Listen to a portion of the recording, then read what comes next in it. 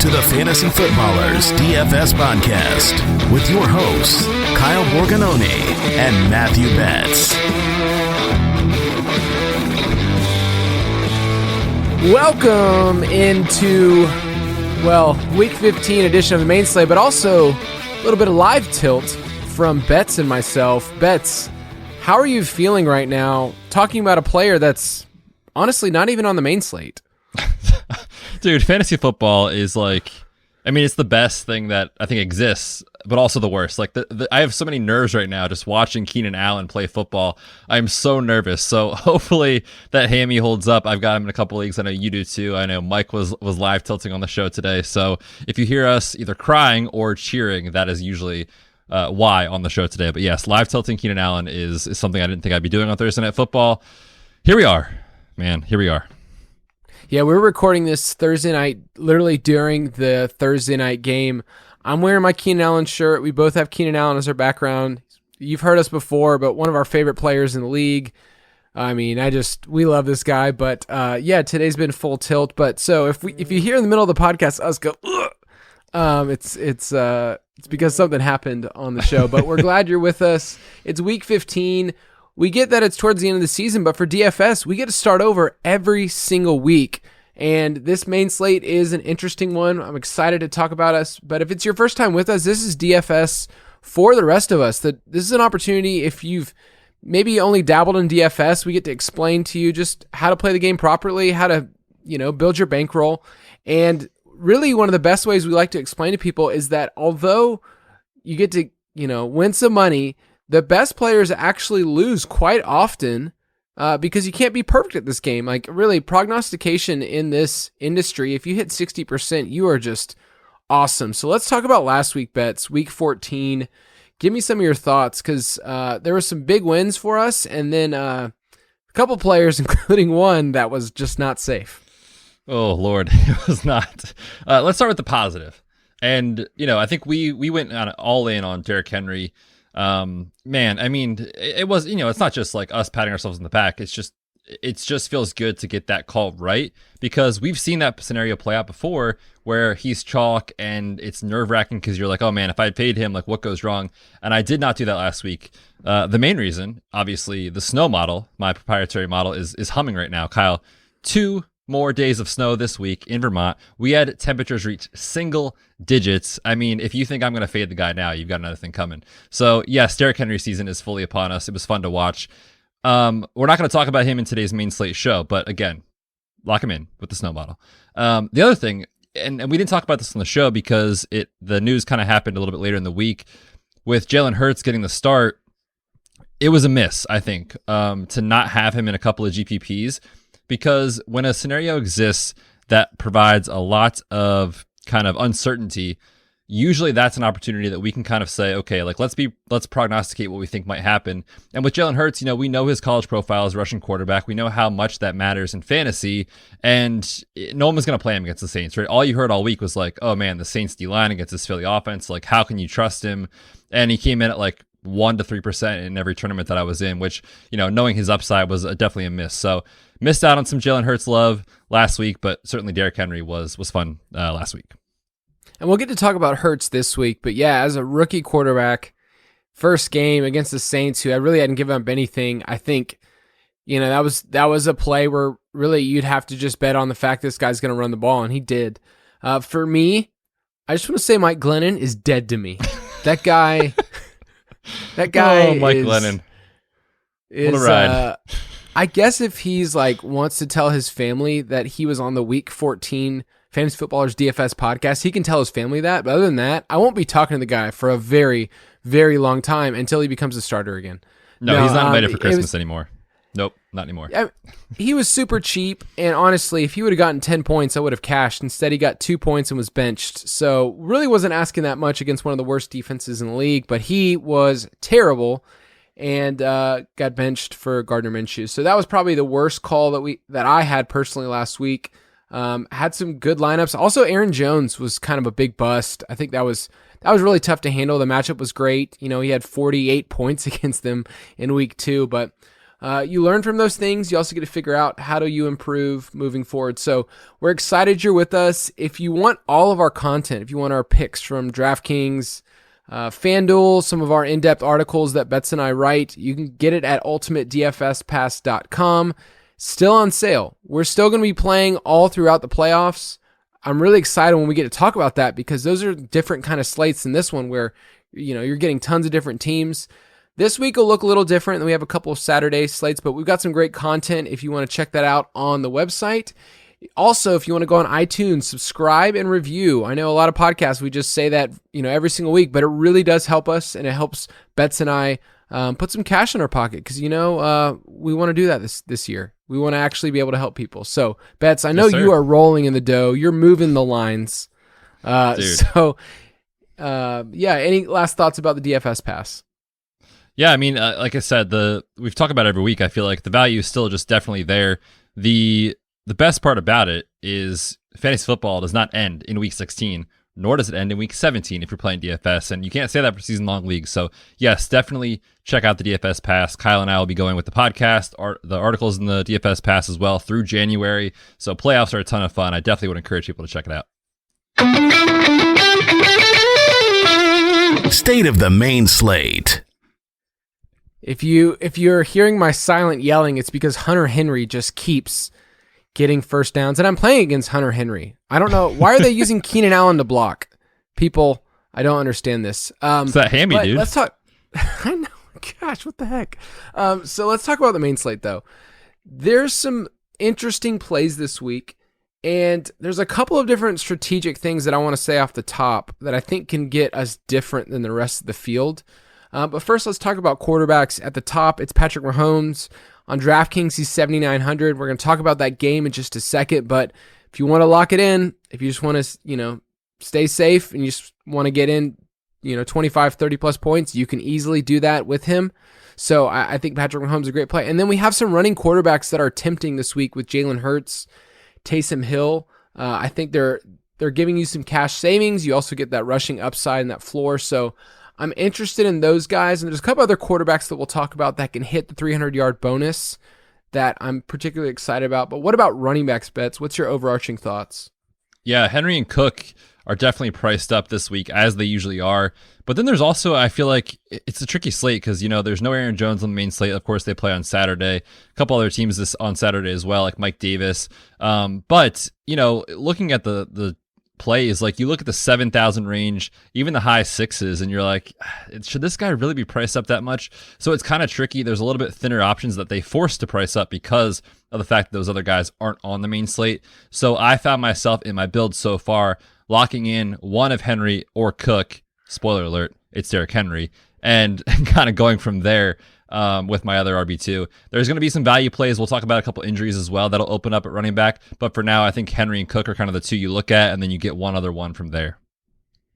Yeah, I think that if you're going to go really cheap at running back this week, we'll mention Leonard Fournette. We'll mention Jeff Wilson Jr. Those are kind of the really cheap guys that have kind of opened up just as we've moved along. So I think those are some great options. I'll say this about wide receiver. There's some great value on the slate, especially on FanDuel. And then there's this strategy that I think as you're paying up for these running backs, if you want to get really different in a tournament, instead of saying, I'm going to go Henry and Cook, maybe step a tier down. There's like a Jonathan Taylor. Alvin Kamara is a great play this week. And then maybe you want to spend up at wide receiver because I feel like that will give you a very different roster. If anything, people are going to roster maybe one of these guys at the top, Tyreek, Metcalf, those are the guys like at the top that people would just maybe play one-offs. But maybe you're the person that says, I want to have like two of those guys, and that'll give you a really different lineup. So I'll just say if you want to spend up in GPPs at wide receiver, I don't think a lot of people will do that. And speaking of wide receiver, let's tell me about this tight end fella that plays football. Travis Kelce, man, what an absolute stud. Yeah, the leader in receiving yards this season, not among tight ends. Well, among tight ends, but not among wide receivers, like among the NFL. He's a wide receiver playing a tight end position. So yeah, man, what can you say? He's a lock for 20 plus DK points, and obviously close to that on FanDuel too. But he's a great play, but they keep pricing him up, and so it's been really tricky to kind of fit him in cash lineups and to feel good about your lineup. Definitely a strong GPP play for sure. But then a tight end, like outside of Travis Kelce, I mean, you have a bunch of dudes. Like it's really tough to kind of get excited about a lot of those plays. Now, we are going to talk about two of my favorites. You guys know I love Big Irv. He's in play this week, as is Cole Kmet, who I've been talking about for like 4 weeks straight now. So there's some value plays that I like, but in between, like in the middle ranges, it's just not something I want to do. So it's Travis Kelce or it's those two, cash savers this week. Let's talk about this first game. It's the game of the week. It's a Super Bowl preview for a lot of people. Kansas City Chiefs 12-1 at the New Orleans Saints 10-3. They dropped one last week to your Eagles. Props to you, Betts, for willing your team to victory. Woo! Never doubted that team, not for a second. I know you were there the whole time. You knew it was Hurts. Hurts was the answer. Oh yeah. We'll talk about the Eagles later on. They play the Cardinals. That'll be a good game. We'll discuss. But this game has a 51.5 point over/under. And the Chiefs are just 3-point road favorites, but these are two of the top teams in the league for good reason. We probably won't have Drew Brees, although we have reports coming out that, he could. But we're just going to assume, recording Thursday, that Taysom Hill was playing. But what's so great about this matchup is on the Chiefs side, you know where the ball's going. Like in years past, Mahomes would have those games where like Demarcus Robinson would go nuts, or maybe it's a Sammy Watkins week 1 game last year. This year, it's pretty clear. It's going to Tyreek or it's going to Kelce. So it makes it so much easier. The problem is these guys are so expensive that it's really hard to stack Mahomes, and let's say you pick one of those guys, Hill or Kelce, and then also add a Derrick Henry. Like, it's really hard to get all three of those guys in your lineup. So in cash, are you comfortable playing these guys, or are you kind of going elsewhere because their price? Yeah, I mean, listen, there's no negative things to say, right? It's a high over-under. Kansas City, I went back and looked at their last 4 matchups and, what they were doing as far as their offensive production in terms of points scored. And their implied total right here of 27 points, 27.3, is right around where they've been on average. But when you look at that game against Denver a couple weeks ago, right, they were in the red zone inside the 10-yard line.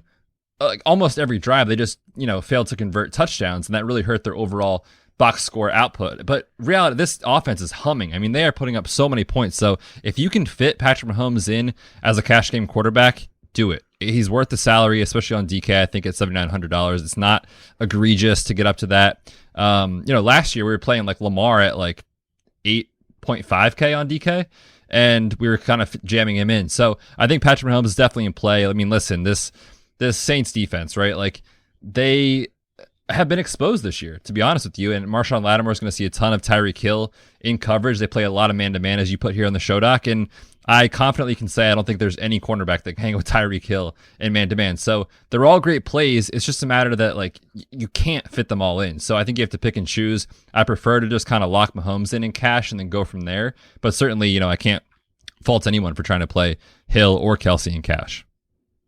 Yeah, for me, it's if I want to play Mahomes, I'm just going to play in cash. I'm just going to play him by himself and then maybe go elsewhere. Just like, all right, I'll get 3 touchdowns from Mahomes. Maybe one goes to Hill. Maybe one goes to Kelce. Honestly, like Hill has 16 touchdowns total on the year. So it's probably going to be Hill. I like him a ton in GPPs.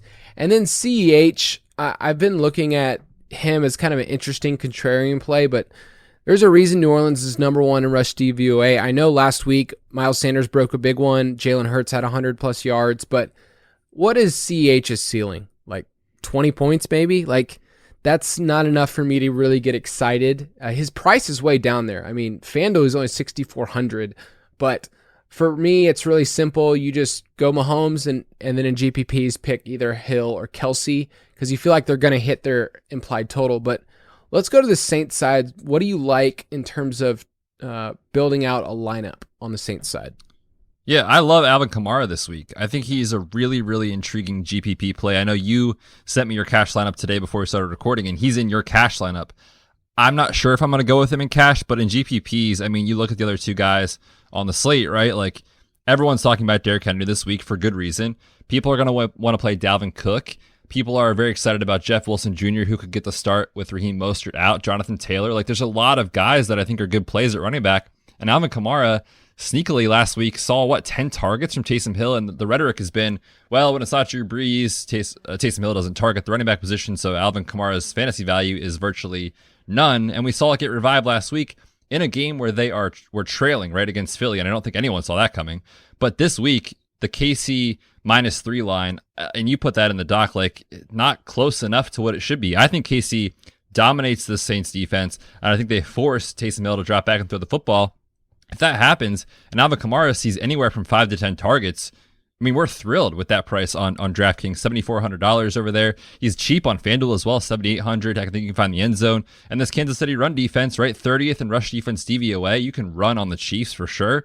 So there's a lot to like about Alvin Kamara this week, and I really think he's going to get overlooked in tournaments.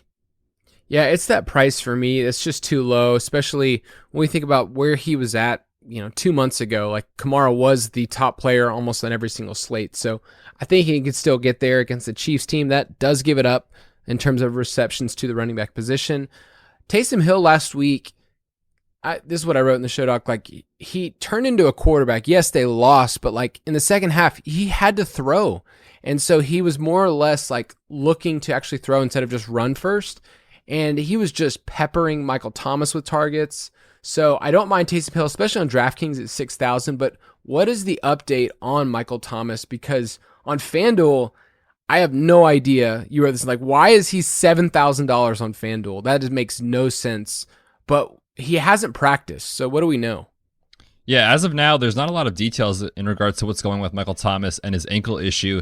He didn't practice Wednesday or Thursday. We're recording this Thursday night, like we said. So Friday is huge for Michael Thomas in terms of his availability. I expect him to come in questionable. And if he does, that Q tag next to his name is definitely going to keep his roster percentage in check. But I think he's a standout GPP play if he's active. I mean, you look at what he's done with Taysom Hill, and everyone wants to kind of like brush it off, like, it's not that good. It's not what he did with Drew Brees, which is fair. But when you exclude the game against Kendall Hinton, QB1 of the Broncos, he's been great. 12 targets, 11 targets, 8 targets over his last 3 games, not including that one against Denver. Went 9 for 104, 9 for 105, and 8 for 84 in those games. So he's been really consistent. And at $7,000 on FanDuel, to me, if you're not playing Kamara, he is a standout, bring it back option if you're building a Pat Mahomes stack. So I love him over there on FanDuel. Yeah, and what's crazy, when you think about Michael Thomas, like you're getting those kind of, PPR games. If I'm not mistaken, the dude still has yet to catch a touchdown this year. Like, that's wild to think that Michael Thomas hasn't visited the end zone once yet. So I think that changes. And yeah, if he plays, I think he'll come in much lower than I think. I'll also throw out Jared Cook.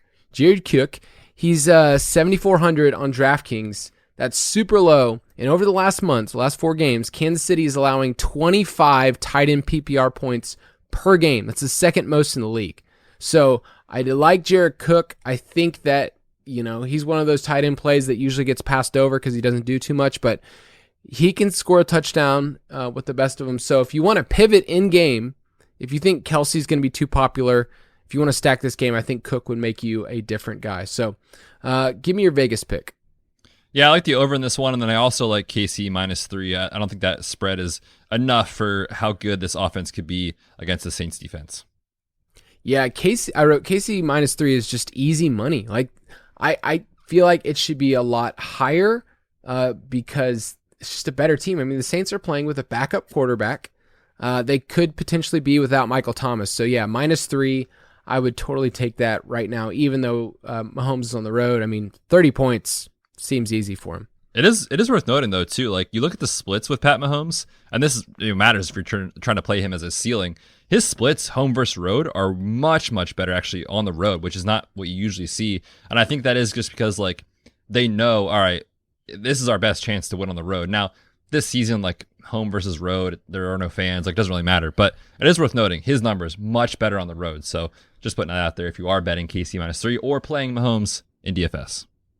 And the thing about this game is it's like a true dome game, not like, them playing in Las Vegas or something. Like, this is a dome game with arguably the fastest team in the league. Tyreek Hill, Hardman. Like, this is a game where the Chiefs just need to say, we're just going to throw it because they've abandoned the run. Let's be honest. They've said, we don't want to run the ball anymore. Why would we do that? Let's just throw the ball. All right, let's go to an AFC South matchup. The Indianapolis Colts are 9-4. They're at home as 7.5-point favorites against the Houston Texans, who are 4-9. This game is a 51-point over-under, and these teams actually played 2 weeks ago. Indy won 26-20, but you remember Watson had a chance at the end of the game, but he fumbled it on the snap, and they had a chance to win. So really, these teams are a lot closer than you would think than maybe a 7.5 point. I do like the Colts, just spoiler alert, to win this game, but there could be some fantasy goodness here. So where do you want to start talking about this game? We got to start with JTT, man. Jonathan Taylor Thomas has emerged, and he's been great. He's looked electric. He's been, explosive runs left and right, getting involved in the passing game a little bit too. But the question I think we need to talk about is, where do you see him in tournaments? Because, last week I played him and it was great because everyone was kind of off of him. Everyone wanted Henry, everyone wanted Cook, everyone wanted these other guys. And then Jonathan Taylor Thomas was sitting there at I think it was 5.9K on DraftKings, just a standout play.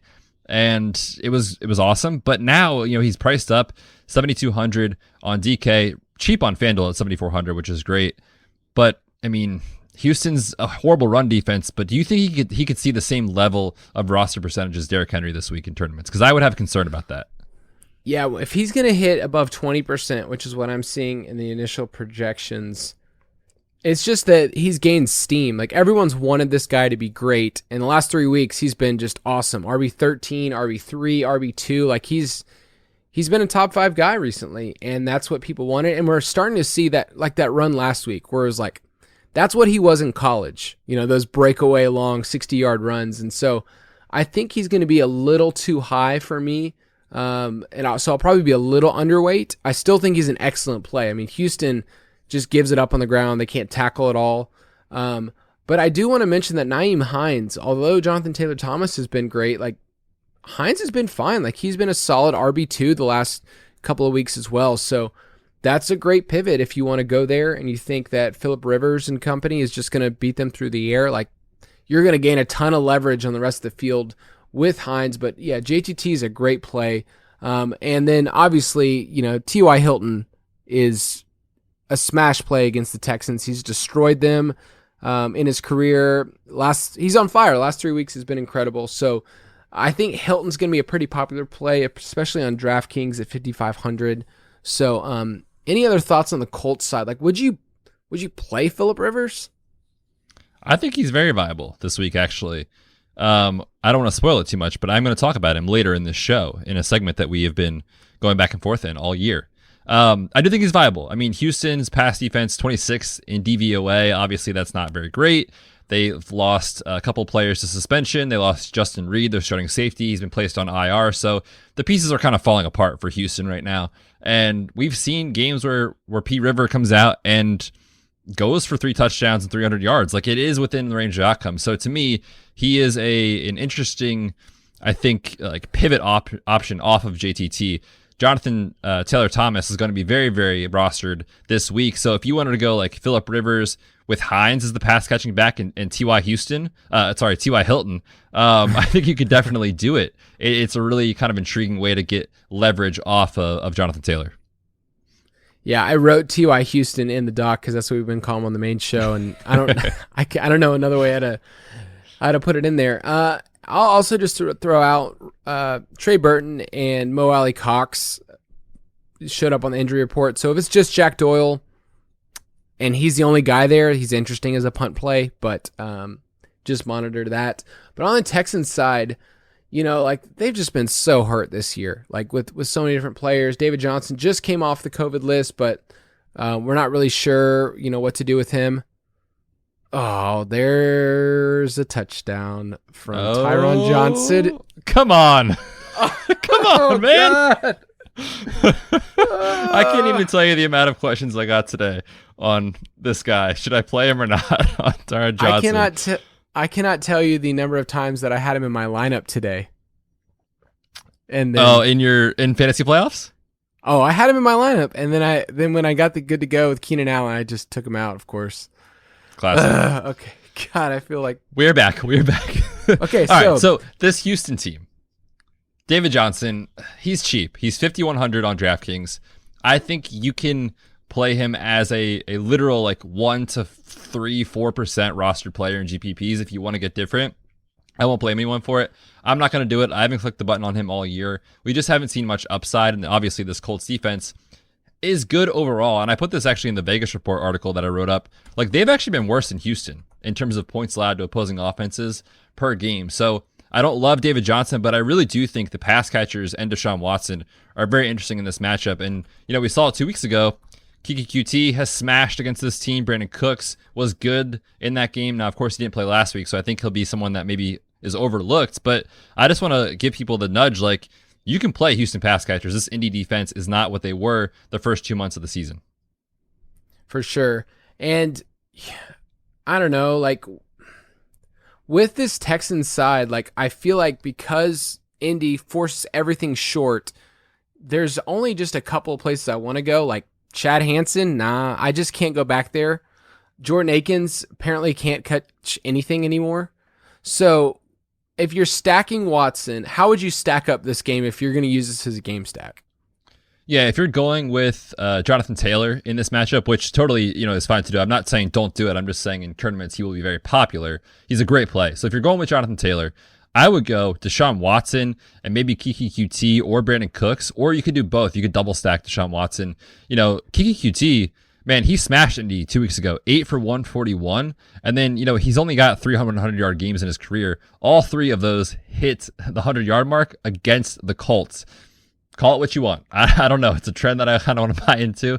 So I like Watson stacks this week in tournaments. I mean, where do you think Watson's going to come in? Because I feel like people are going to play Mahomes. People want, the cheap Jalen Hurts, the shiny new toy. Like, where do you think Watson would be in tournaments as far as roster? Like 8% is kind of what I'm thinking off the top of my head, somewhere around there. I feel like he could go lower. I think the recency bias is that this team is hurt and that the Colts are just a better team. I mean, you look at their records, they're complete opposites from each other. And I think we forget he threw for 341 against them, like you mentioned, but, didn't really come through in the passing touchdown department. So I think you can get him under 5% if we're honest. And that's something that's a great GPP play. Yeah. Because with his production on the ground, I think you can get there. So give me your Vegas pick. Yeah, I like the over in this one. I talked about it in Vegas, right up, but like, man, this defense for Houston obviously is awful. And then you look at Indy, they've been bad recently too. So this could be an easy shootout game here this week. I'll take the over. Yeah, I'll take the over as well. The 7.5 is tempting with the Colts, but more than a touchdown is just too much for me. All right, next game is in the NFC South. It's Tampa Bay Buccaneers at my Atlanta Falcons.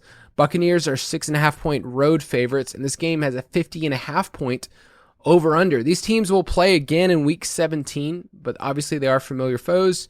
And just so you know, Tom Brady has never lost to the Falcons. I know that quite well. So the best part about this game... What? The best part about this game, Betts, is the pace. Atlanta ranks 5th, Tampa Bay ranks 9th, and I really think a lot of these teams are just going to abandon the run. Like, if they're smart, like, they're just going to say to themselves, you know what? Like, we're just not that great and not that efficient at running the ball, especially when you look at Tampa Bay. They're allowing the fewest rushing yards per game, so Todd Gurley, no. Don't even think about it. And then right now, it seems like Ronald Jones is going to be on the COVID IR list. Like, we don't think he's going to be able to play. So it's your boy Fat Lenny who's up. So really, to me, it's like looking at the passing games and seeing what type of production you can predict. So what are you thinking in terms of this game? Yeah, I think that the most important thing I feel like for listeners is just to, for me, like, I'm taking a stance that I'm not going to play a running back against a great Falcons run defense who Bruce Arians told us is not going to be the third down back. They said it's still going to be LaShawn McCoy and or Keyshawn Vaughn or some combination. So when you're looking at Leonard Fournette this week, he is enticing at his price. It's $4,500 on DraftKings, $5,500 on FanDuel. He's going to show up as a value this week, but if you're playing tournaments, do not play this guy. He's going to be 25+% in tournaments. And to me, like literally has zero upside. Like you have to have him score a touchdown in order to pay off. And if he doesn't, you're pretty much out of luck. I can't click the button on a guy who was benched for LaShawn McCoy at this stage of his career. I can't do it. So I'm out on Fat Len, our boy, on Lenny. I just want to put that out there because I feel like most people are going to be drawn to him, and you're going to see other content out there in space that says like he's a value this week, which he is, but in tournaments, I am fully out on Fournette. Where do you stand on that situation? Yeah, it's the price, 4,500. Like if you want to mix him in, if you want to put him in, I will probably be underweight. Like right now, I've seen him as high as like 25%. I mean, a quarter for a guy that like could easily ride the bench. Let's be honest. Like, you can't have any confidence in him. So he's more of a dart throw than I think a good play this week. Like LaShawn McCoy actually looked okay last week when it went up from what I saw. So I do like Mike Evans on the Tampa Bay side. He's averaging 9 targets and 81 yards per game against the Falcons in his career. And this game is just sets him up. And I love him on FanDuel at 7,100. So Mike Evans is my favorite of those wide receivers. Chris Godwin, or as he's known to his family, Rod Godwin, that's his first name, he's going to take advantage of what the Falcons offer in the slot. Isaiah Oliver is not a good cornerback at all, so don't mind Godwin, and I basically forgot about Antonio Brown. Like, he hasn't really done anything at all. There's a lot of hype, hasn't really been there, but anything else on the Tampa Bay side? What about Gronk? What are your thoughts on him? I mean, he's got 100+ yards or a touchdown in back-to-back games. 4,200 on DraftKings. FanDuel is 6,300. He's kind of in a price that I don't love on either site, but I think he could easily get overlooked in tournaments. I'm not playing him cash, definitely not. But if you're stacking Tom Brady, I think he's at least intriguing because I don't know about you, but I found myself in tournaments trying to correlate my tight end a little bit more with my quarterback because the position is just such a crapshoot and it's so bad that like if you're thinking, all right, my quarterback's going to go off this week, which, you know, the record against the Falcons says maybe he will, then maybe you want exposure to the tight end on that roster. So I'll put that out there. I have a little bit of interest in Gronk in GPPs, not in cash, though. Yeah, over the season, the Falcons have been pretty bad against the tight end position. They've given up the 5th most fantasy points. So on DK, that's where I'd want to play him. And just hope you get those PPR points and hope you get the touchdown. So I don't mind stacking him with Brady there. But on the Falcons side, I mean, if Julio's not practicing, how does that affect us using these guys in DFS? It's tough, man. I don't have a lot of interest in any of them, including Matt Ryan. We've seen the splits without Julio, and it's been awful, honestly. And, you know, the offense in general doesn't look good without Julio out there because they have no running game. Like, Udo Smith is leading the team in snaps over the last couple of weeks, which is disgusting. They can't run the football. If Julio's not out there, like Russell Gage had a decent game last week, it just can't get excited about him. And then Hayden Hurst, like, what has he done this season? Like, since the early in the season, he's done nothing. So I have no confidence in these guys outside of Calvin Ridley. But the issue with Calvin Ridley is everyone wants to play Calvin Ridley when Julio Jones is out because we know his target share goes up, his efficiency comes down, but he makes up for it in volume. And so he's been great. 9 targets, 10, 12 targets over the last 4 weeks. He's been seeing a ton of volume. My only concern with Ridley is just that in tournaments, he gets a little bit pricey. And then you also rostered a ton. So it's hard, man. I don't know who to bring it back with if I'm stacking this game. I guess it has to be Ridley. What do you think?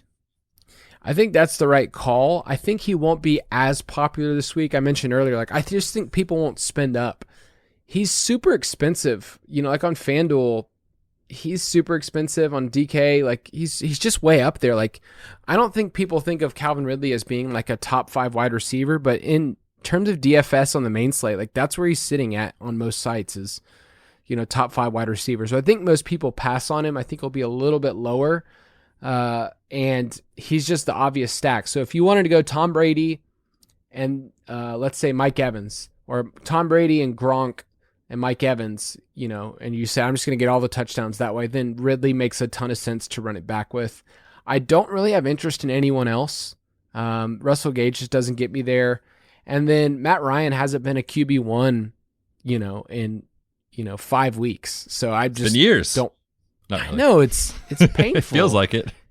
It's painful. So yeah, to me, it's just Ridley. That's it. And this is a tournament only. I wrote this up in the DFS pass, but this is a game that I don't want to guess wrong on the Tampa Bay wide receiver. It could be Godwin. It could be an Evans week.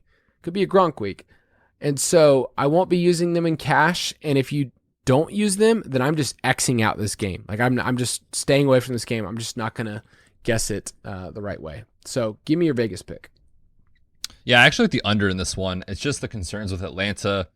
Despite the pace, their efficiency has come down without Julio, and if he's out, we talked about Matt Ryan struggling, so there's a lot pointing towards the under, just given that I'm not sure the Falcons can keep up. The hardest part about this is it's the play calling for Atlanta. Like they want to think that they need to run the ball, and so there's just so many plays that just have, like, they're just not helpful at all, just running into the back of the line. So I will take Tampa Bay actually minus 6.5 because I don't trust the Falcons. Even NFL coaches, man. You know what I think we should do? I think we should start our own franchise. You and I will coach. We're going to throw a pass play every time. every game, every call is going to be a pass. It is frustrating, though. I agree with you. It's like the same thing when you see with like Russell Wilson and, Anthony Lynn I'm watching right now, hand the ball off to Austin Eckler on first down every single time when to run into the back of the line. Like, throw the ball on first down. That's what you should do. That's what, I think the Chiefs, and this year with the Bills, they just said, why would we not just throw it? Why not? Why not put in the hands of our best player and just trust the fact that receivers are going to get open if we just keep doing this. So it's working. Let's go to this next one. Battle of the Birds. Your Philadelphia Eagles at 4-8-1 against the Arizona Cardinals 7-6. Cardinals are 6-point home favorites. This game is a 49-point over-under. So tell me about your Eagles bets. What do you think about this game? Well, they're the best franchise in the NFL. I mean, that's really all there is to say. No, I'm just kidding. I'm not buying into what we saw last week as being the normal yet. We kind of need to see, Jalen Hurts, now that teams have some tape on him and they kind of know what to expect. I do think they just caught the Saints off guard last week. Didn't really know, was he going to throw? Was he going to run? What's the plan? And now that we know, all right, that's probably what he's going to be. For fantasy, it's really intriguing. I mean, if your quarterback is going to rush the ball anywhere from 10 to 15 times, that is gold in fantasy. Last week, 18 carries. I think that probably comes down a little bit just based off of, kind of regressing to the mean, so to speak. But 100 plus rushing yards last week. Arizona's allowing the 6th most rushing yards to quarterbacks. So he is really intriguing. The price did come up a little bit on DraftKings and on FanDuel, but he's still really affordable, especially on DK at $5,900. He's $6,900 on FanDuel. So he's really intriguing. I don't know that I want to stack him though. If I'm playing him in tournaments, I feel like playing him, we say this all the time, playing him naked is interesting because if your quarterback's going to throw the ball for 150 yards, does it matter? I'm not sure. Naked is an interesting concept in life, just in general. But I think this is the naked game. If there ever was one, you have two rushing quarterbacks that both can get it done.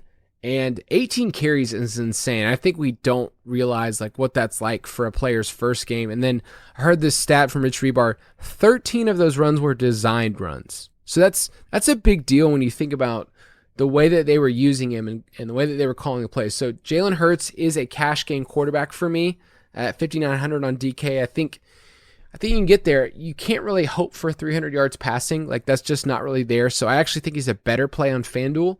But I really like him this week. If you want to save, if you're getting Derrick Henry in your lineup, he's the way you get there. You get a quarterback who's super cheap. And on that side, in tournaments, maybe if you want to do Jalen Reagor, that's fine, or Dallas Goedert, but I just don't really want to go there. And I don't really want to stack him with Miles Sanders either. Last week was kind of an anomaly that both of those guys got there in terms of rushing production. I do like Miles Sanders. You highlighted here on FanDuel. He's a great play in tournaments at 6,800. He's just a little too cheap. And if he sees enough targets, 4 or 5 targets, catches 3 or 4 balls, that's how he gets there. Gets over 100 total yards and falls in the end zone at least once. That's what you really want from that side. But on the Cardinals side, it's obviously a lot more expensive with Kyler and Hopkins. But man, Kyler has kind of fallen off the last couple of weeks. Do you feel any confidence playing him? I do. I think this is a smash spot for this team. specifically Kyler Murray and DeAndre Hopkins. This is a spot that I really want a lot of exposure to in DFS for two reasons. One, so when the Cardinals win, I'm not that sad because my Eagles lost, because I'm going to be winning money with Kyler Murray stacks with DeAndre Hopkins. All right, so listen. It's just like a psychological thing. Exactly, yes. Help me sleep at night. But man, like Arizona's been up in pace all season, so we love that. Kyler Murray, he has been injured. His shoulder has bothered him. He has not run much in the last several weeks. The past 3, each week, 5 rush attempts. Last week, 13, and it was the first week he wasn't listed on the injury report. Clearly that matters, right? So if Kyler Murray is going to run the football, he is $7,000 on DraftKings. He is affordable. He is very, very much in play as a slate-breaking quarterback this week. I think we see a big Kyler week, and I'm really excited about stacking him with DeAndre Hopkins for 2 reasons. One is the obvious. He's DeAndre Hopkins. The second is this Philly secondary is extremely banged up. We just lost Darius Slay, Avonte Maddox, and Rodney McLeod, 2 starting safeties. So DeAndre Hopkins is going to cook this week. He's going to absolutely torch this team. Alpha wide receiver ones against Philly in the past 3 games. Are you ready for this, Kyle? Michael Thomas, 8 for 80 with Taysom Hill, okay? Devontae Adams, 10, 121, and 2. DK Metcalf, 10 for 177. This team cannot stop wide receiver ones. DeAndre Hopkins, to me, is the best GPP play on the entire slate. Would you play him in cash? I know that he's a lot kind of expensive, but let's say on FanDuel, he's 8,600. Would you consider him in cash on that site where it's a little bit easier? Yeah, I think on FanDuel, to me, he is a cash game play. On DraftKings, it's tough because you said the price, and I definitely want to get some Henry this week, so I haven't really found a roster construction that lets me get up to that level. But certainly, if you can find running backs that you like and you want to play him in cash, like I think it's totally viable there. Yeah, so Murray and Hopkins have that clear upside. Christian Kirk, you're just hoping for a long one, and really we haven't seen that in a while, but he's not a terrible tournament dart throw, like in a game that has a pretty nice over-under. But Kenyon Drake is interesting to me. He's in that tier of running backs, especially on DraftKings at 5,500, where people are forgetting about him. And Chase Edmonds wasn't practicing at all today. So we're recording on Thursday, but I just think that he's an interesting play. You put this note in here. He leads the NFL in carries inside the 10. Like that's what Arizona wants to do. When they get in the red zone, they run.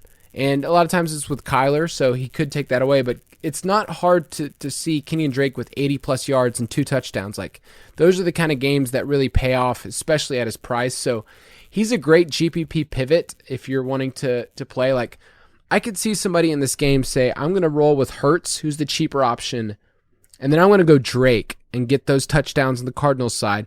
Then you're able to pay up, for a Henry or pay up at a different spot for a Kelsey maybe. And that gives you kind of a lineup with some equity of, 49-point over-under. So what do you think about Drake? Yeah, I think he's a standout GPP play this week. I played him last week as well against the Giants. He came in at 3% in the tournaments I had him in.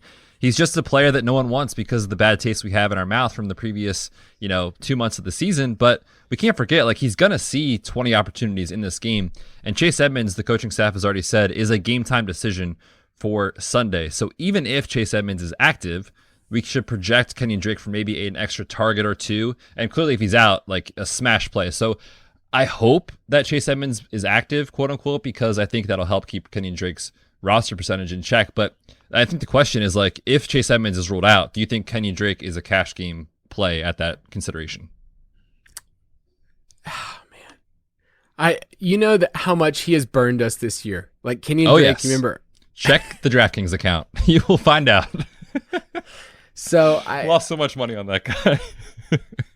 Man, I don't know if I could put him in cash. I think I like Jeff Wilson Jr. a little bit more at 5,100, but I think Drake's in the mix. 5,500 is a great price, and you side with a team that's a favorite at home. 49-point over under. So I'll go with that one. All right, give me your Vegas pick. Yeah, I think this game is going to be relatively close. I think that the 6 point, I've seen even a couple of like 6.5 point spreads out there. I'll take Philly plus the points. I think it stays closer, but I do think the Cardinals win this game. I'll take the over. I could easily see this be in the 50s, and it's at 49 right now. So I think that is completely fine. What if I told you that the last play I just watched, just for a little update for those, wanting to hear Thursday Night Football when you listen to this podcast, that Kalen Balazs just ran a Wildcat carry. That makes me sad. Don't do that. Don't do that. All right, let's get to this last game. It's the Chicago Bears 6-7 at the Minnesota Vikings, who are also 6-7. This game, I wanted to add to this one because these are two teams that I think their defenses are not good. Like, the Bears can create pressure, like the big names like Khalil Mack, but it's like they're vulnerable, and they've been vulnerable in a lot of different ways, especially against the pass. Like, Justin Jefferson ate them up a couple of weeks ago, and I just think this is a spot where we could see a back and forth affair. It's indoors, in Minnesota, and I just, is it weird to say that I like Mitch Trubisky again? No, that is not weird to say at all. He has been great. He has been a quarterback one since he took back over the starting job coming out of the bye week 3 weeks ago. And I'm with you, man. I think this game has really sneaky shootout potential. I like the over in this one. It opened at, I think, a full 1.5 lower than what it is right now, which is 47.5. And it has since been bet up. And we talk about that a lot on the show, how we want to kind of get on board with people betting these games. And I do think this is a game that is going to have way less, condensed roster percentage on it.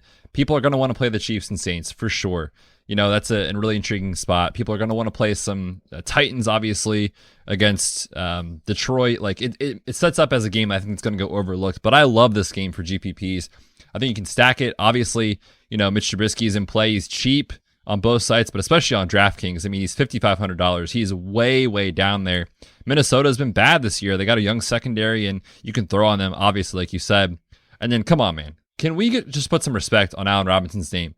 7,300 on FanDuel is an absolute joke. He is a cash game lock over there. Extremely cheap. I need to just reiterate that. He is a cash game lock on FanDuel at 7,300. There's no reason that he should be that cheap. That's my favorite play on the slate. If I had to give one, it's Allen Robinson on FanDuel. He's just awesome.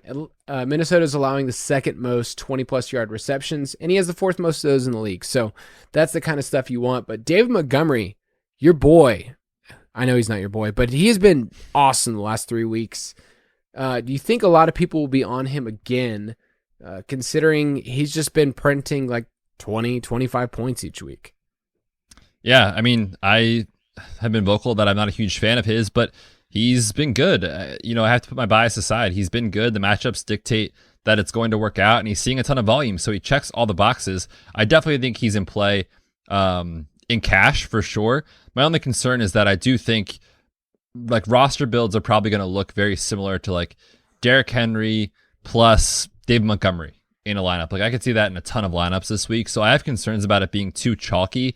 And he's kind of one of those guys that I was talking about at the start of the show where their price is just going up and up and up and up. And now he's all the way up to 7K on DraftKings. And so it's tricky because I wish he was kind of down in the sixes like he was last week, but he's been great. There's nothing negative to say about the guy. And obviously Minnesota is not a defense we're scared of. So definitely in play. I have him in my cash lineup right now.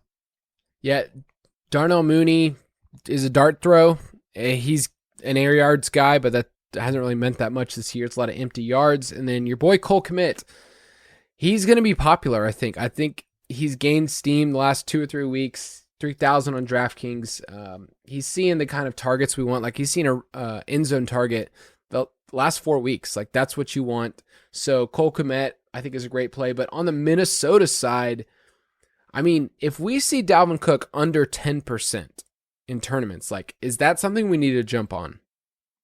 Yeah, I think so. I think I didn't play enough of him last week, and we saw him, even in a tough matchup against Tampa Bay, go over 100 and find the end zone. And like you said, like, no one is going to play Dalvin Cook relative to Derrick Henry, especially considering what Derrick Henry just did. So I think he is a standout play if you're playing in tournaments to get off of the chalk of Derrick Henry. So yeah, you're going to get him at what? Like you said, sub 10%, whereas Derrick Henry, I could see easily up to 30% in a tournament. So it's a huge, huge leverage play. Obviously, no negatives to say about him. He's a guy who's going to catch football and be involved around the goal line. So yes, he is definitely very intriguing and is a tournament play.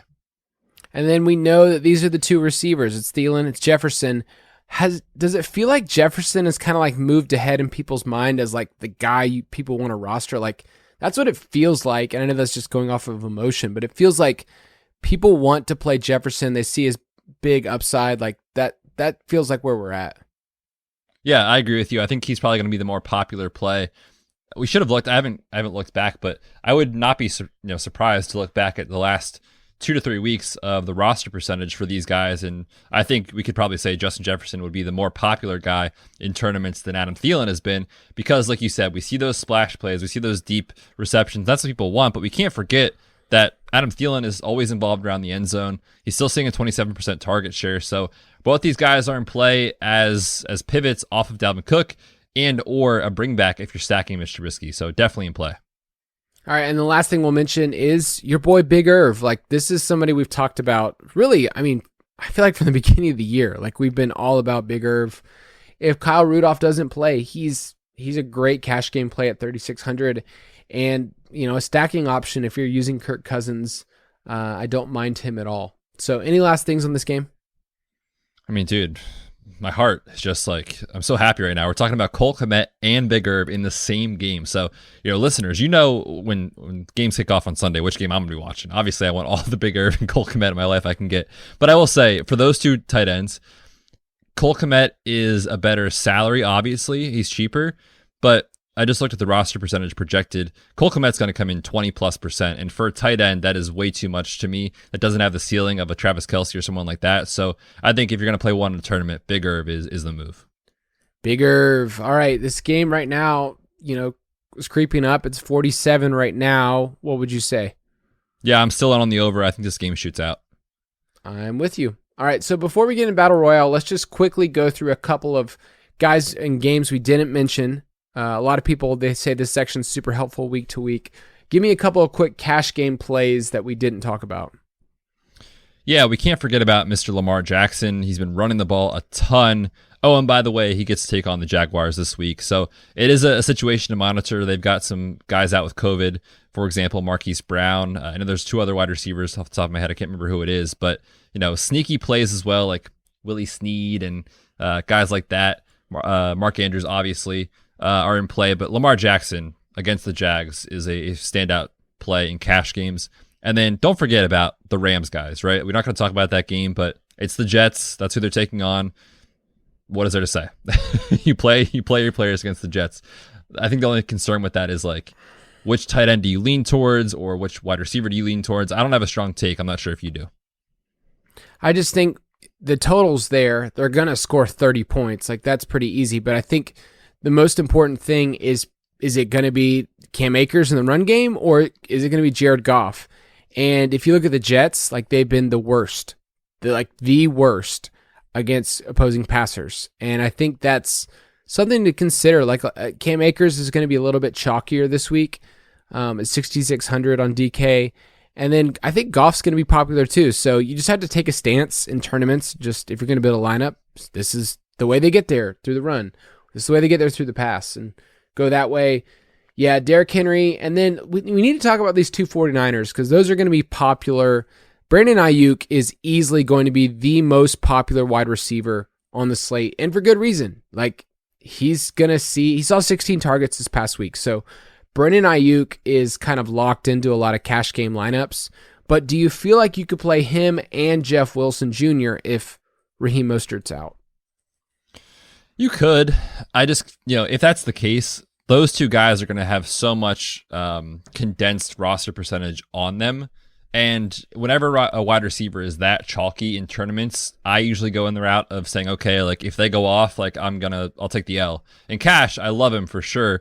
But, Brandon Ayuk is going to get up to 25+% in a tournament. And if Raheem Mostert is out, Jeff Wilson is going to be, again, close to that 20%. So there are two guys that I think are cash viable for sure. In tournaments, I'm not sure how I'm going to attack that game quite yet, because if you're going with those two in the same lineup, you're telling yourself that these two are going to come out and absolutely smash. And so in that case, you would have to bring it back with the Dallas Cowboys. So not sure how I love that for tournaments, but in cash, obviously both are great.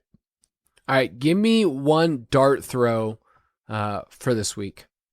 All right, we just talked about it. If you're playing those two 49ers, I'm going to bring it back with Michael Gallup. He's still seeing a 25% target share and a 34% air yard share this season.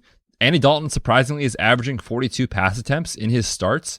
That's a lot of volume, and I know the matchup isn't fantastic against the Niners, but I just think he's a guy who's super cheap. He's sub 4K on DraftKings, and you can fit him in really well if you need to save salary this week. So I don't hate Michael Gallup this week as a pivot off of probably a more popular Amari Cooper.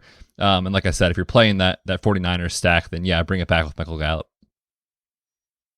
I'm going to go with, a rookie that you probably haven't played at all this year in DFS. It's Devin Duvernay. He's a rookie. Yes, he plays for the Ravens. And the reason why we like him, one, he's cheap. It's $3,200 on DK. Two, he plays the Jaguars. And three, if Hollywood Brown's out and Miles Boykin's out, he's going to get the type of deep targets that we want. So I just want to throw him out there. If you're doing Lamar Jackson stacks, a lot of people are going to be doing Mark Andrews. Totally do that, but wouldn't shock me to see Devin Duvernay take one in the house. We saw him earlier take a special teams one as well. So just throwing out his name, and you can thank me later. DFS Battle Royale. Last week was rough, Bets. You have now taken the lead. I thought it was great. Well, it was rough for me. I think I had two players that were either declared out or injured on the first snap. So I'll give those wins to you. So you're up 31-30. But let's go through a couple of quick categories here. Give me a stacking quarterback under 6K. Yeah, we talked about it earlier. I'm going to go back to Phillip Rivers this week. He's 5,900 on DraftKings. He's at home. He's playing Houston. We know this secondary is banged up and, quite frankly, not good. And you can stack him anyway with Nyheim Hines, with Jonathan Taylor, who's catching passes. You can go contrarian that way, or the more popular stack with T.Y. Hilton. So I think he's a pretty versatile play this week. I'll go with your boy Mitch Trubisky. I know how much you love him, Bets, but at 5,500, he's turned it on recently, and he can get it done on the ground against Minnesota. So if that game shoots out, let's say that game hits the over from about 47 where it's at now, then Trubisky's going to be able to get you there at 5,500. Give me a cash game running back, Bets, not named Dalvin Cook, Derrick Henry, or Alvin Kamara. Yeah, we talked about him as well, and it's in the same game. Your quarterback's running back. I'm going to David Montgomery this week, and I know I've kind of said some negative things about that man on this podcast, but I've got to put my personal bias aside. He's been great, and the trends are fantastic. He's getting the workload. The matchup is there. So yes, you can play David Montgomery in cash this week, $7,000 on DraftKings. Yes, Josh Jacobs just scored a touchdown. All right, I am going to, speaking of running backs, I'm going to go with Cam Akers. He saw a ridiculous amount of touches last week, 79% of the snaps, which is the second most of all running backs last week. He just saw a massive amount of usage. He's only 6,600, and he plays the Jets Jets. That's all I need to say about that. All right, give me a cheap wide receiver on DraftKings. Yeah, this is a contingency plan. Of course, this is only if Devontae Parker, Jakeem Grant, Mike Gesicki sit this week, which I think they do. The Dolphins, the matchup isn't great. They're taking on the Patriots, but we talked about them a bunch on this show about how, they're really not that good of a defense anymore on a per play basis. But the total is low, and so, I'm not super excited about this guy in tournaments because he will be very popular, but Lynn Bowden Jr. is a guy that actually the Raiders just said, you know what, after a few weeks, they were like, nah, we're good. They drafted him, and then they didn't even let him play at all or see what they had in the guy. Trade him to Miami, and now he might be the only man standing to catch passes from Tua. So I'm not super excited about it from a raw upside play, but he could get there on 5 receptions, 50 yards, and that pays off his $3,600 salary on DraftKings. So he's very cheap as a cheap wide receiver to play if you're looking for those studs that you want to fit in your lineup. I like that call. I have him in my cash game lineup, and Lynn is my father's middle name. So, we're basically take that to related. the bank. Let's go. I'm going to go with Cam Sims. Maybe you don't know him, but he plays for Washington, 3,300. He's their wide receiver too, if you didn't realize, behind Terry McLaurin. He saw 95% of the snaps last week, and Dontrell Inman was inactive last week. So Cam Sims is somebody that's super cheap as a punt play at 3,300. They play Seattle. So if you think Seattle takes control of that, I don't think it's the worst play. Wouldn't say it's super high ceiling, but I could see him catch a touchdown and maybe get to, 12 to 15 points. And I think that could pay off for you. All right, give me a punt tight end. We talk about punt tight ends all the time. You and I love it. Give me your boy. Dude, we love this Bears game. I'm just realizing it. Apparently, we're big Bears fans this week. We got to go back to Cole Kmet. I mean, what is there to say? I've talked about him before. The opportunity is there. He's seen 7 targets in back-to-back weeks. Last week, he played 85% of the snaps. And despite the fact that Jimmy Graham was the one that walked away with the touchdown, he's not the starting tight end for this team anymore. It is Cole Kmet, and he's still very, very cheap at $3,000. So love Kmet this week. You can fit him into your cash game lineup very easily. I'm going to go with Big Montana, Will Disley, 2,900. He is their lead tight end. And last week, they were just destroying, and so they didn't really need him, but he's getting the type of snaps that you want. 2,900, not the worst place you can go, but I do like Kmet a little bit more. He's just going to be super popular. So at that same point, I will pivot with Will Disley. All right, last thing, give me a sneaky DST. Yeah, I'll go with the Washington football team. They are $2,600 over on DK. And, with Washington, we know the story, right? They can get after the quarterback. This Seattle offensive line has struggled to protect Russell Wilson in recent weeks. I know last week you dropped the stat that Russ has committed the most turnovers in the league over the last 4 weeks entering last week. So I'm not sure if that stat still holds, but regardless, I'll still play Washington. They just have a great front seven, and they can really give Russ fits if they get after him. So looking for some sacks, maybe a turnover or two, 2,600, very cheap. As much as we're talking about this Bears and Vikings game, I need to throw out the Vikings as a tournament play. Because here's the thing about Trubisky, he could win you a milli, or he could completely bomb and be benched. It's both of those, and that's what makes them so enticing for DFS.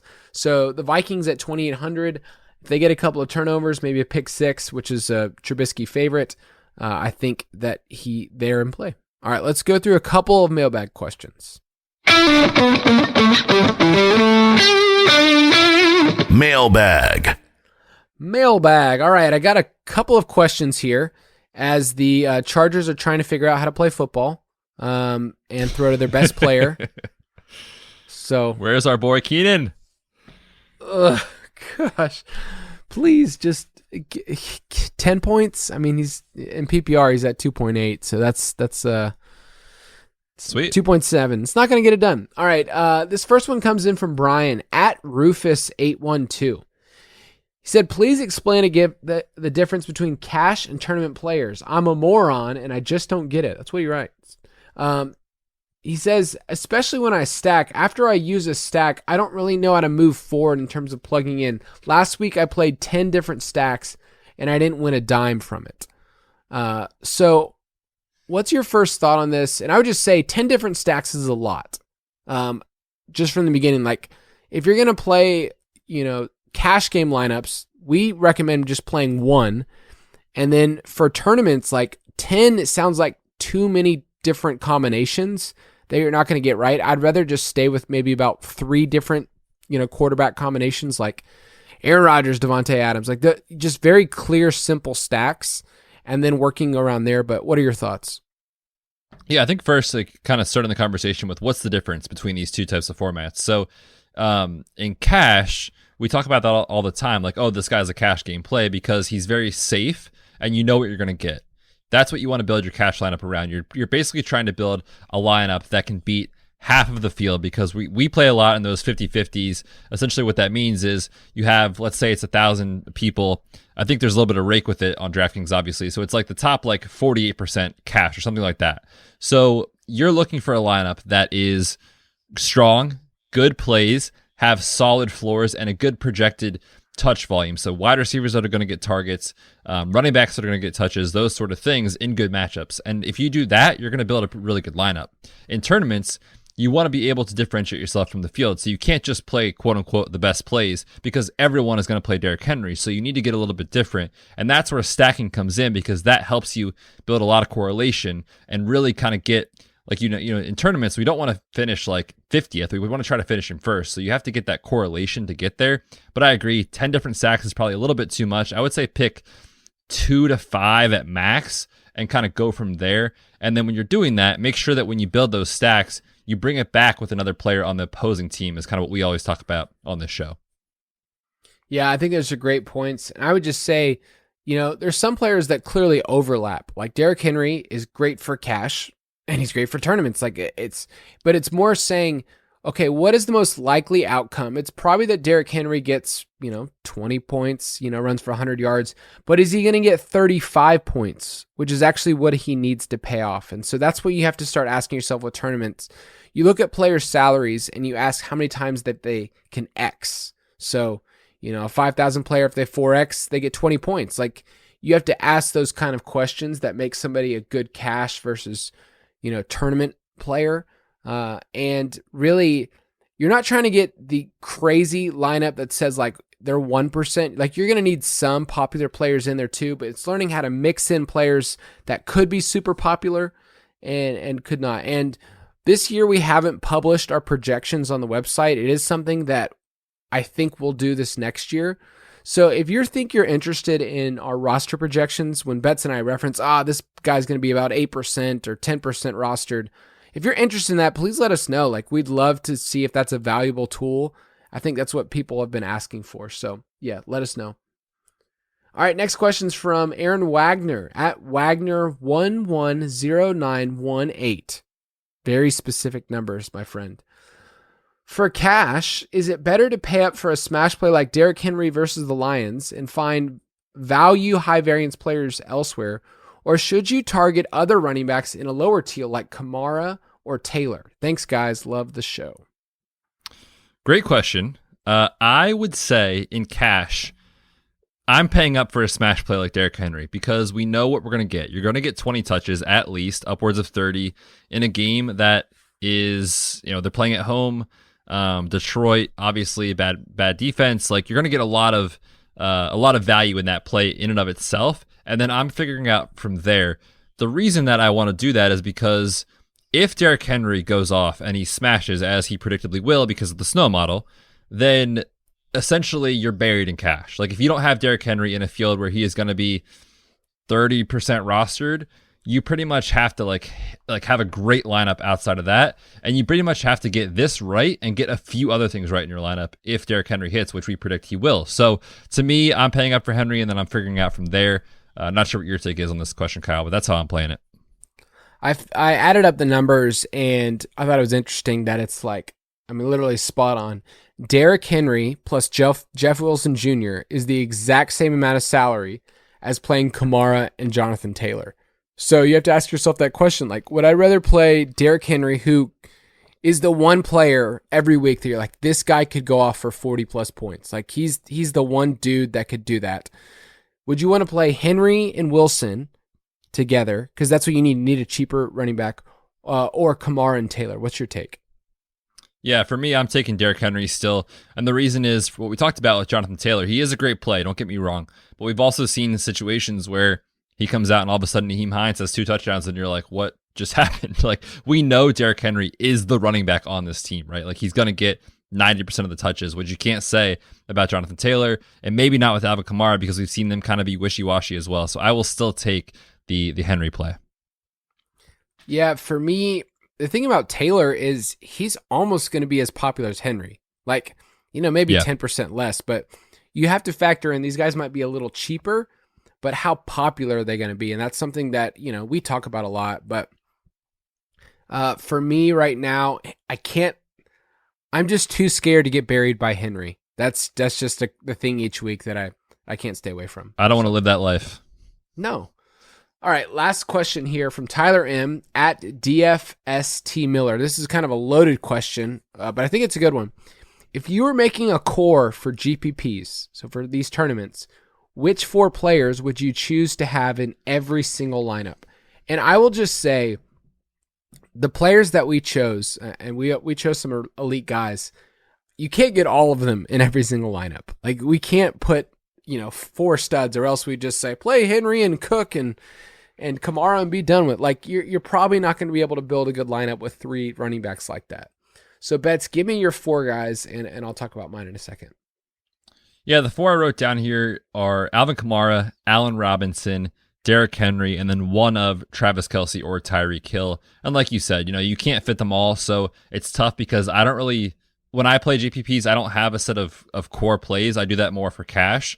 I will have an idea in my head of like, okay, I want to attack these specific games, which is what we try to give you guys on the show, and then go from there. So as you can see, we talked about Chicago. I love Allen Robinson. We talked about the Saints and the Chiefs. I love Kelce, Tyreek, and Kamara. And then the obvious, Derrick Henry is just in a standout play this week against the Lions. I'll put a rule in place that says I cannot build a lineup for GPPs without either Derrick Henry or AJ Brown being in it. Because I feel like with the Titans, they're going to score their points. Like, they're going to put up a ton of points there. And so I probably don't want both of those guys in the same lineup. Like, it's possible, but I'll probably figure out a way that if I'm building a lineup, I either want Derrick Henry or AJ Brown in it. And then the other two plays for me this week is Alvin Kamara and Tyreek Hill. Like, those two can go off in the same game. I just love their tournament kind of upside, and with Kamara, he's just still too cheap. So those are kind of the high-end guys that I feel like I would play for GPPs. I mean, we mentioned a bunch of cash game guys like Brandon Ayuk's awesome for cash.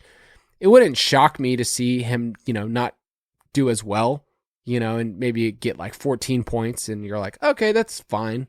But that's kind of where I'm at with that. Yep, I'm with you. So if you want to join us each week, we have a DraftKings tournament, a 75-man, $5 entry. Last week, Bets, it filled up so fast that I didn't even get in the tournament. Did you win? What a loser. No, I did not. Gosh. I probably would have played Mike Glennon. Did people play Mike Glennon last week? No, I was so disappointed. He came in at like 5%. Like, come on, people. What are you doing? What are you doing? God. No, they're smart. Here's an update. Keenan Allen is out in the field after literally not being on the field at all for like the last 10 plays. So as we're closing out this podcast, I think it would just be the perfect way to end this to see if he actually gets the ball. I hate Hunter Henry. Let me just say that. I hate Hunter Henry so much. Keenan, where are you?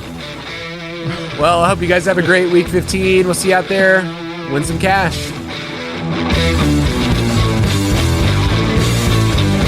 Thank you for listening to another edition of the Fantasy Footballers DFS podcast. Don't forget to visit us on the web at www.thefantasyfootballers.com.